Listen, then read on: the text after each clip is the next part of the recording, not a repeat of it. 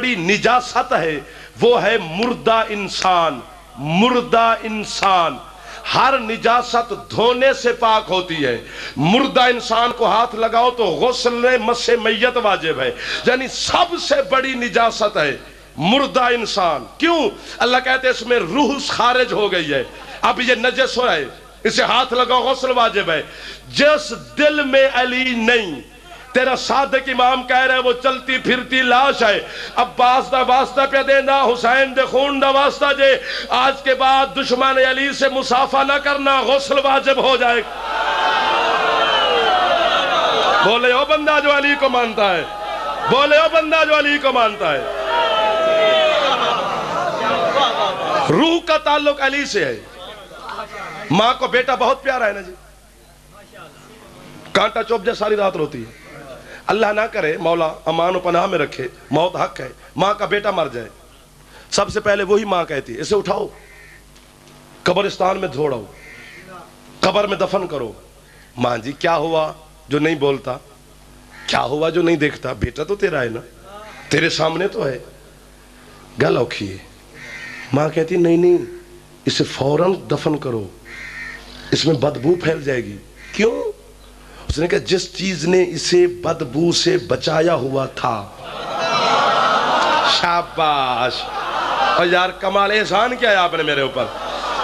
مولا کی قسم میں اس جملے پر اگر ایک ہاتھ بھی نیچے رہ گیا, اس ہاتھ پر میں کراچی تک پتہ نہیں کیا کیا اسے کہتا جاؤں گا, شک بھی کروں گا, اور اس ہاتھ کو مجھے دکھی کرے گا. میں نے یہاں سے سیدھا ایئرپورٹ کراچی تک تم پر دکھی جاؤں گا اس ہاتھ پر جو ہاتھ علی ولی اللہ پڑھتا ہے اور پھر نیچے رہ گیا. جس چیز نے اسے بدبو سے بچایا ہے وہ اس کے جسم سے نکل گئی ہے. اب یہ گل جائے گا, سڑ جائے گا, طاعون بن جائے گا, وبا پھیلے گا, بیماریاں بچیں گی, بدبو مچے گی اس میں. کیوں؟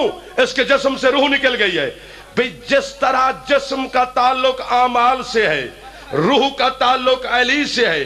جسم میں روح نہ ہو تو بدبو ہے, اعمال میں علی نہ ہو تو بدبو ہے. میں آکھیا سی نا جنہیں ہاتھ نہیں چاہنا اس میں نے دکھی کرنا ہے. اللہ اکبر, اللہ اکبر.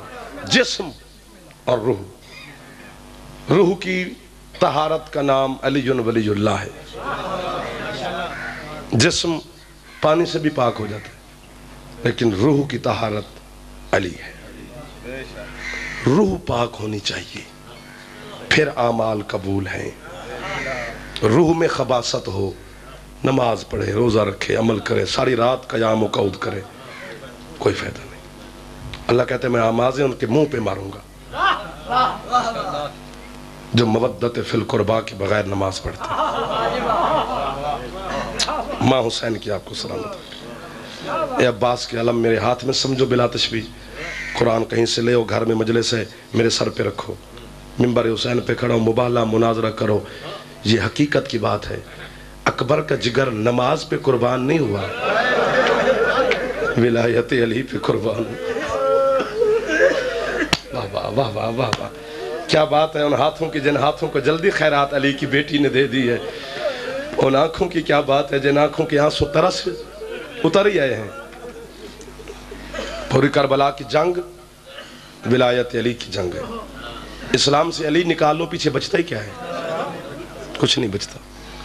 علامہ وزیر حیدر نجفی, قمی النجفی, تمہارے پاکستان کے جاڑا صاحب کے بعد دوسرا ایک مقام کا بہت بڑا عالم دین, اور جتنے عالم تھے اتنے بڑے عامل تھے, اور جتنے بڑے عامل تھے اتنے بڑے فقیر تھے, اور جتنے بڑے فقیر تھے اتنے بڑے پرستار تھے آل محمد کے. ان کی زبان کا جملہ ہے جو سیالکوٹ میں انہوں نے پڑھا تو پورا آدھے کا آدھا پنڈال, پتہ نہیں 5000 2000 کا مجمع تھا, کم از کم 500 بندہ اٹھ کے ماتم کرنے لگ گیا. انہوں نے ہاتھ بلند کر کے کہا ہمیں اس سے زیادہ شرمندہ نہ کر, ہم آج کے بعد علی کو کہیں نہیں چھوڑیں گے. وزیر حیدر نجفی نے کہا کہ شام کے بازار میں حسین کی سکینہ سے کسی نے سوال کیا بی بی تیرے رخسار زخمی کیوں ہیں؟ ماتم کر کے غریب کی بیٹی کہتی ہے داد علی کی ولایت بچا رہی. کرے وہ بندہ ماتم جو غریب کو ماتم کرنے آیا ہے. تھوڑی اکھا نو سلام ہے جن اکھا سمندر بن گئے ہیں جڑے ہے پہ کر دو کسے دکھ چھائے نہ کرو.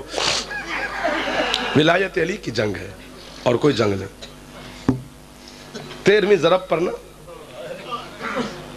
شبیر نے گردن پھیر کے اسلام سے پوچھا اسلام شفا مل گئی ہے؟ جن کو میں جانتا ہوں، جنہیں نہیں جانتا معافی دیا جائے۔ جتنے سید زادے بیٹھے ہو، تجھے علی کی بیٹی کی غریب چادر کا واسطہ تو اونچی آواز میں ہے کرنا، منت بھی کی ہے، واسطہ بھی دیا ہے، امتی نہ کریں خیر ہے۔ اسلام شفا مل گئی ہے۔ اسلام شبیر کے سامنے آ کر کہتے ہیں مولا شفا تو مل گئی ہے، میری بقا کا ضامن کون ہے؟ جب بقا کا نام آیا تو خیام حسینی سے علی کی بیٹی کے بعد اسلام میرے بھائی کو زیادہ تکلیف نہ دے، تیری بقا جانے زینب کی رضا جانے۔ واہ واہ واہ واہ واہ واہ، کیا بات ہے یار، کتنی خوبصورتی سے تم غریبوں کو روتے ہو۔